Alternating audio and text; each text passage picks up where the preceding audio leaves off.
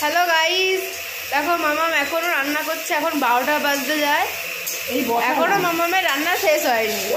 এই দেখো এখানে হচ্ছে এটা কি কুমড়ো ভাজা, আর এটা হচ্ছে কি সবিন আলুর তরকারি বসিয়েছে। শেষ হলো করতে শুরু করেছি মাম্মা।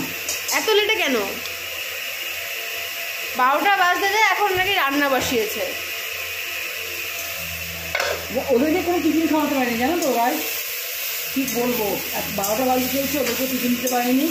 আমি স্নান সেরে সমস্ত ঘর দর গুছিয়ে গাছিয়ে নিজে পরিষ্কার হয়ে নিজে 1 কাপ চা খেয়ে নিয়েছি, তাই আমার পেটটা ভরা আছে।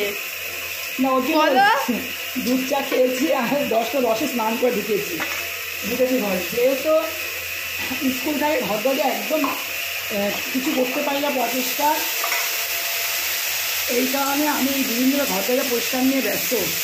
সোমবার থেকে স্কুল চালু হলে তো এগুলো পারবো না, সকাল হলেই রান্না শুরু করে দিতে হবে আমাকে। তাই আজকে ঘরটা পরিষ্কার করে নিলাম, উপরে ঘর নিচের ঘর, তারপরে কালকেও করেছি।